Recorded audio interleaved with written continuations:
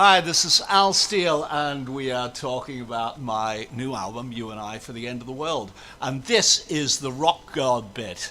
This is where I get to be a rock god for a small amount of time before I go back to engineering and being a vocalist and all of that sort of stuff.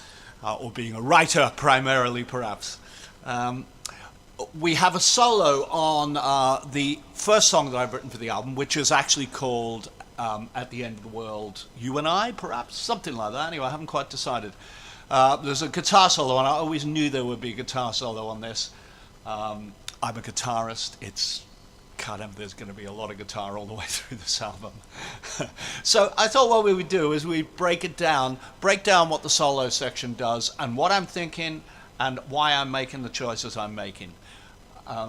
So I think perhaps the thing to do is let's start by me actually just playing through this, and then different things will come up as we go. Here we go. So this is what the solo kind of sounds like. Here we go.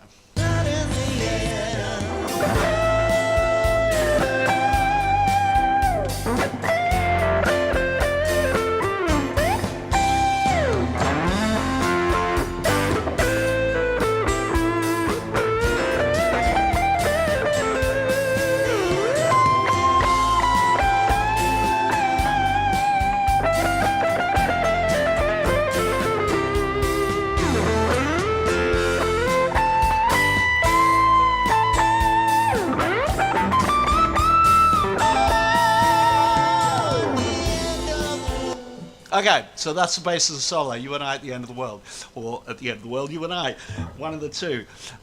So, first, let's talk about the sound. I know this looks like it's some kind of hybrid guitar. It is a hybrid guitar, actually. It's a digital guitar. And I am on a Les Paul setting here. So, essentially, if I use this, it will go to Les Paul treble pickup. Or, in this case, we're using bass pickup. There's a lot of sustain on this sound. It's a straight into a board. I'm not miking an amp or anything like that. This is how I record all the time.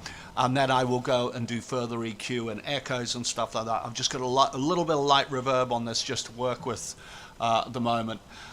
But it is one of those sounds that you hit a note and it will go for quite a long time. So it enables you to do hammer-ons, pull-offs, and the sound will continue. And it gives it that kind of epic kind of quality, especially when I then go and put delays on and all of that sort of stuff. So let's look at how it starts. I mean, maybe let's talk about just what the chord sequence is for the moment. It starts with we're in the key of C, and it starts on an F chord.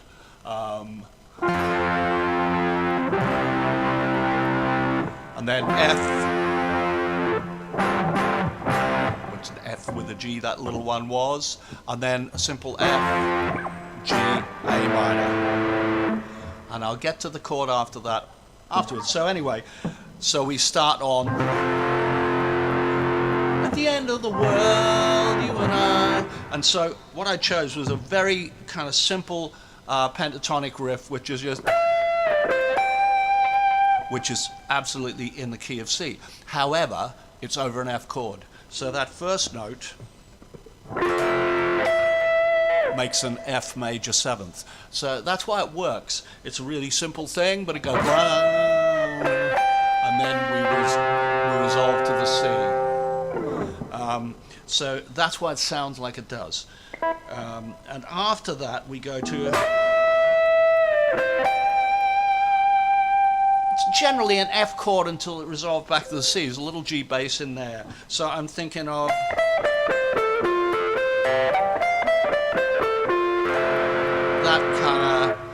that F major seventh, four notes there, but allied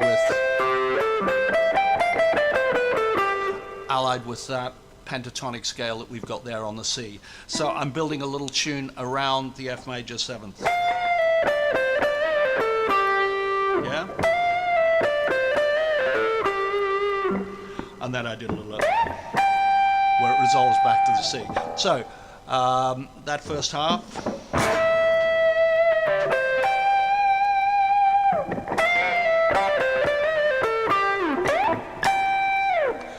And then next chord sequence is F, G, A minor. So all I've done is F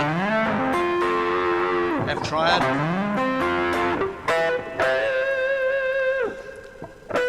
two notes leading straight up to the G. But that's a bit boring in its own right, so I put a little tune at the end.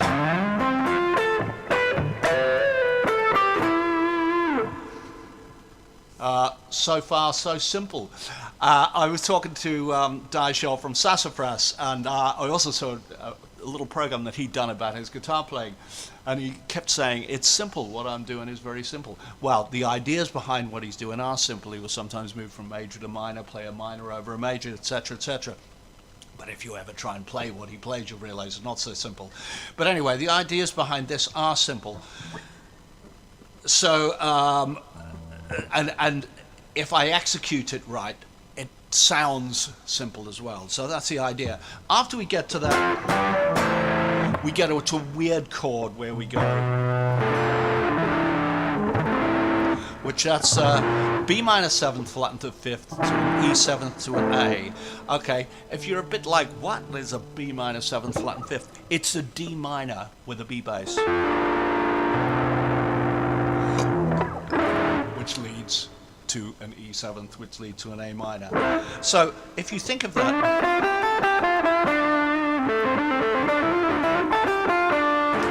if you think of that as a D minor, that's what I'm doing when I built this riff. So I got this riff that goes,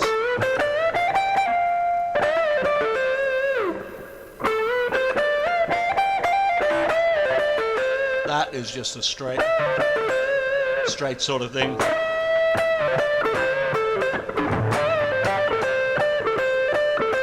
Straight blues thing that Clapton would play or anyone would play. But I've just tailed it on to the end of that,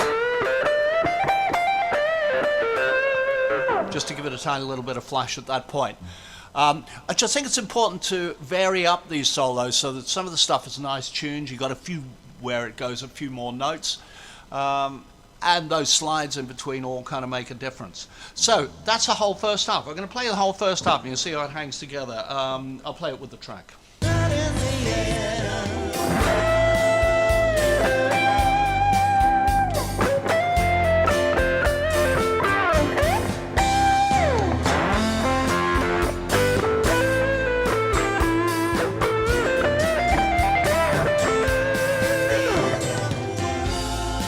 And you hear those backing vocals there that go, the end of the world. I thought, oh, it would be quite nice if I echoed them afterwards. So they go, the end of the world.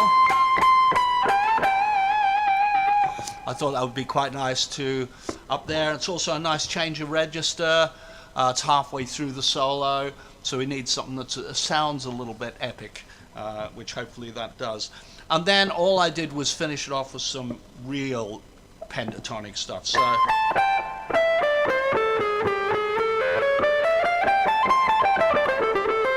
that shape, it all stays within that shape.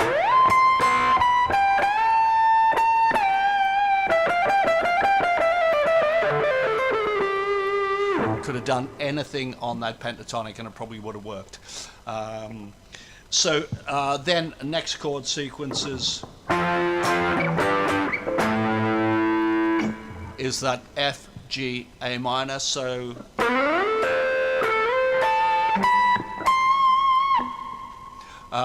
I just, again, tag a little thing on the end of that.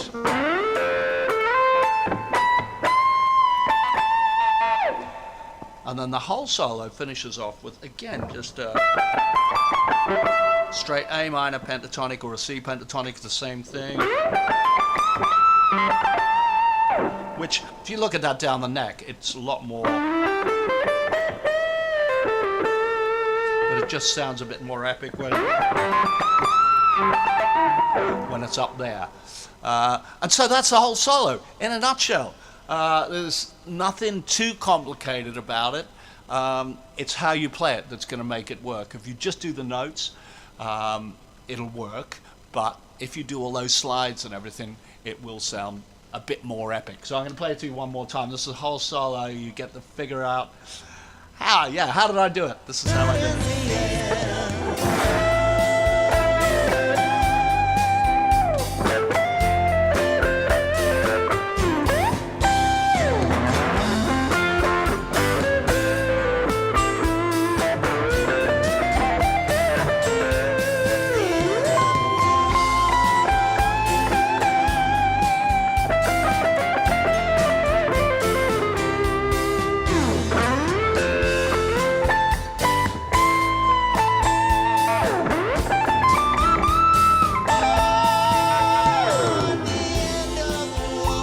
There it is. Hope you've enjoyed that. If you have any questions, please email me on the contact us form on the website. It goes straight through to my email. So any questions about anything you want to know, any advice, or if you go, yeah, I wouldn't have played it like that, I would have played a better solo, or do your own solo and send it to me. I'd be very interested to hear it. There we are. Al Steele signing off. Don't forget to check out the rest of the stuff. Oh, this is going to be on YouTube, so please hit the subscribe button. It costs you nothing, but in the end, it might make me a few pennies. And I mean pennies, yeah. The other things that are out there, there's a thing on lyrics, which is on the website.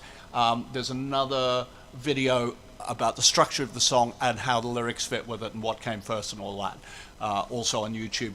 The links are all on my newsletter. Hopefully everyone's signed up to that now. I think you probably would, or you wouldn't have got here. But in any case, I will put that link at the bottom of this YouTube video. So thanks so much for joining me, and we'll see you for the next one. Bye.